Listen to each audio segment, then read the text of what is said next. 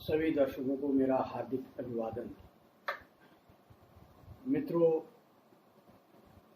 एक प्रसंग आता है। स्वामी रामानुजाचार्य, उनका बचपन का नाम लक्ष्मण था। आर्थिक स्थिति कमजोर थी। उनके पिताजी का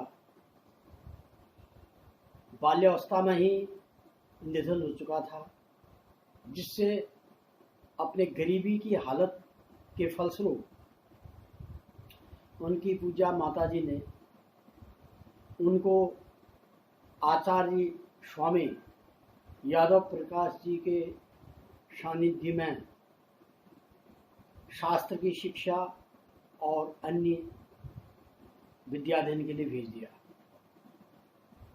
आचार्य यादव प्रकाश जी अद्वैत शास्त्र के विद्वान थे। साथ ही वह पूजा पाठ, कर्मकांड, ज्योतिष, वेद विज्ञान, धर्मशास्त्र के अतिरिक्त थोड़ा तंत्र मंत्रादि विषयों में भी उनकी पकड़ थी। जबकि उनके शिष्य जो स्वामी रामानुजाचार्य, जिनका बचपन का नाम लक्ष्मण था, जो कि उनकी माता के द्वारा उनके साथ शिक्षा के लिए उनको भेजा गया था, वह कर्मकांड, ईश्वर भक्ति, परोपकारिता और धर्म को बड़े दिल से मानते थे। परंतु तंत्र मंत्र के द्वारा किसी काम को करने के लिए या किसी बाह्य उपकरण के द्वारा किसी कार्य को करने के लिए उनका मानना यह था कि ईश्वर के विधान को उलटना या ईश्वर के विधान को कम या ज़्यादा करना किसी का कोई अधिकार नहीं है किसी तंत्र मंत्र के द्वारा। वह केवल ईश्वर की आराधना पर विश्वास रखते थे, भक्ति मार्ग में उनका विश्वास था। उसके अलावा मूर्ति पूजा के अतिरिक्त उनका विश्वास था कि किसी गरीब को यदि सेवा कर दी जाए, उसकी जरूरतमंद की, चाहे अन्न धन के द्वारा, चाहे वस्त्र के द्वारा या आर्थिक किसी भी स्थिति के द्वारा किसी गरीब की सेवा कर दिया जाए, तो वह सच्ची ईश्वर की उपासना है। उनका ये मत था। परंतु उनके जो गुरुजी थे स्वामी यादव प्रकाश जी, तो वह थोड़ा इनसे भिन्न प्रकृति के थे, जिससे इनके आपस में थोड़ा शास्त्र संबंधी तर्क और विवाद रहते थे। एक बार वहां के नवाब की सुपुत्री का स्वास्थ्य खराब हो गया था।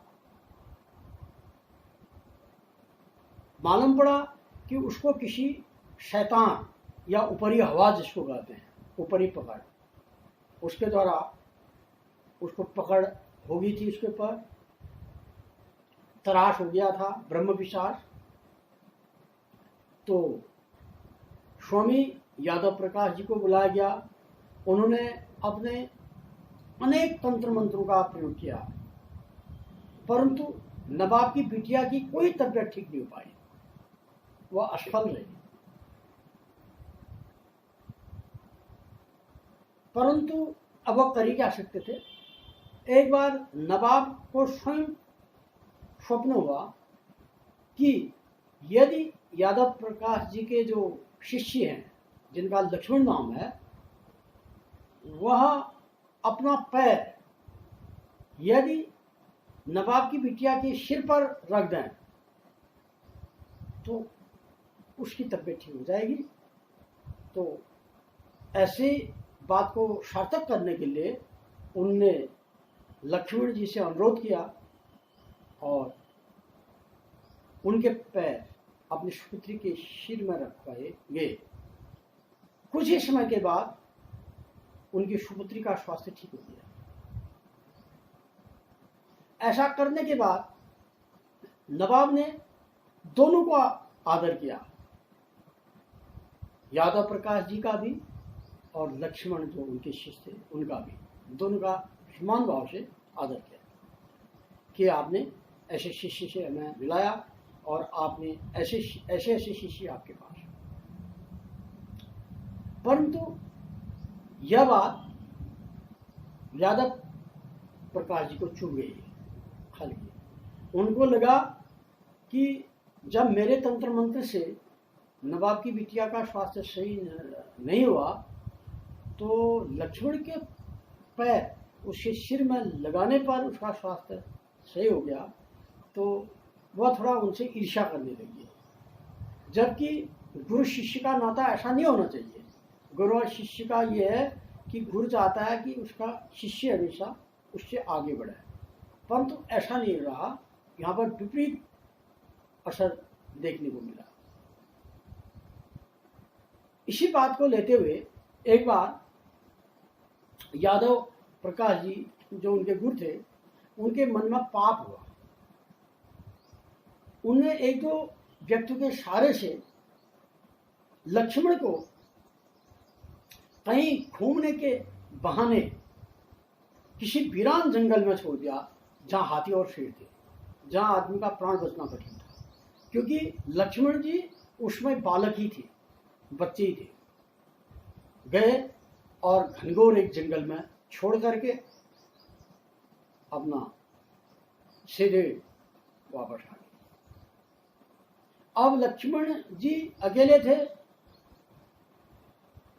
उनके पास भगवान के अलावा कोई ऐसी शक्ति नहीं थी कि वह उस घनघोर जंगल से कहीं जा पाए। उनने भगवान का स्मरण किया, हे प्रभु इस विपत्ति से मुझे बचाओ, मेरी रक्षा करो। वह उस जंगल में जाते जाते एक ऐसे जगह पर पहुंचे जहां पर उन्हें दो व्याधि दंपत्ति दिखाई दिए, पति और पत्नी। परिचय हुआ, उन्होंने कहा कहाँ जाना है, उन्होंने कहा मुझे कांची जाना है। तो दोनों ने कांची ही जाना था, दंपत्ति ने भी और लक्ष्मण जी ने भी। तो उन्होंने कहा इस घनघोर जंगल में हम आज एक जगह ठहर जाते हैं, जब सुबह हो जाएगी तो हम सब लोग एक ही साथ कांची को निकल जाएंगे। रात में जो दंपत्ति थे उनकी पत्नी को पैदल चलने से बहुत ही प्यास लगती, तो उनको पानी की जरूरत पड़ी। तो उनने लक्ष्मण जी से कहा कि प्यास के लिए कोई पानी की व्यवस्था हो पाएगी क्या। अब उनके पास कोई बर्तन नहीं था, कोई लोटा गिलास कुछ नहीं थे, अब चश्मे लाए। तो ज़्यादा से जंगल में लक्ष्मण जी उनको एक तालाब मिला, कुआं मिला, वहाँ से पानी अपने अंजलि में भर के लाए। एक बार पानी पिलाया, फिर के दोबारा तिबारा, ऐसे 4 बार उनने उस नव दंपत्ति को, जो स्त्री थी, उसको पानी पिलाया अपने अंजलि के द्वारा, क्योंकि बर्तन तो थे उतनी दूर से। उनको थोड़ी नींद जैसी आ गई। सुबह हुआ तो उन्होंने अपने को कोई अन्यत्र दूसरे स्थान पर पाया। जब उनकी आंख खुली और जो दंपत्ति थे वह वहां से गायब थे, अंतर ध्यान हो गए। तो वह जब अलग एक नई जगह पर थे तो उनने वहां के निवासियों से पूछा कि ये जगह का नाम क्या है। उन्होंने कहा ये जगह जो है कांची है, आप उसकी सीमा पर है। तो उनका बड़ा आश्चर्य लगा। उन्होंने कहा मैं तो जंगल में था, यहाँ से कई किलोमीटर दूर कांची था और रात में मैं अपने आप यहाँ कैसे आ गया। तो उनने इस घटना का उल्लेख किया कि मुझे 2 ब्याह दंपत्ति मेरे साथ थे और मैं भी उनके साथ था, वो कहाँ चले गए। तो वहाँ के लोगों ने कहा कि जो ब्याह के रूप में जो दंपत्ति आपको दिखाई दिए वह साक्षात लक्ष्मी नारायण थे, उनकी कृपा से आप बच गए और उन्होंने आपके ऊपर आशीर्वाद दे दिया अब आप सकुशल होकर के अपने तीर्थों का भ्रमण करें। ऐसा कहने के बाद वही लक्ष्मण जी स्वामी रामानुजाचार्य के रूप में प्रसिद्ध हुए और वह ईश्वर के अन्य प्रेमी भक्तों के तब से उनका विश्वास और भगवान के प्रति हो गया। तो ऐसा ही है, जाकी रहे भावना जैसी प्रभु तीन मूर्ति देखे तैसी, जाको राखें साइया मार सके न को। जिसको भगवान की कृपा है उसको कौन मार सकता। और गुरु शिष्य परंपरा, कभी भी गुरु अपने शिष्य को औन्नति के मार्ग में नहीं देखना चाहता है, चाहता कि शिष्य आगे बढ़े। लेकिन ऐसा भी गुरु क्या जो शिष्य की महिमा को देख करके उसके साथ द्वेष रखते हैं, यह असली गुरु की पहचान नहीं है। गुरु शिष्य परंपरा के अंतर्गत ये चीज नहीं आती है। कोई बहुत बड़े शास्त्र का अध्ययन कर लेने से या बहुत बड़ा तंत्र मंत्र का ज्ञान हो जाने से या बहुत बड़ी ऊंची उपाधियों को धारण करने से ही व्यक्ति ईश्वर भक्त नहीं हो सकता। ईश्वर भक्त तो एक छोटे से छोटा प्राणी, बड़ा से बड़ा। क्या गजेंद्र ईश्वर भक्त नहीं था? क्या भगवान के जितने भी प्राणी हैं ये ईश्वर के बनाए नहीं है? सभी में उन्हीं का वास। तो अतः हमेशा धर्म का सहारा लेना चाहिए। इसलिए कहा गया है ये तो धर्म तो जहाँ धर्म होता है उसी की जीत होती है। इन्हीं शब्दों के साथ मैं अपनी वाणी को यहीं पर विराम देते हुए अगले एपिसोड, अगले कार्यक्रम में फिर आप लोगों के दर्शन करूँगा। तब तक के लिए आप मुझे आज्ञा दीजिए। धन्यवाद।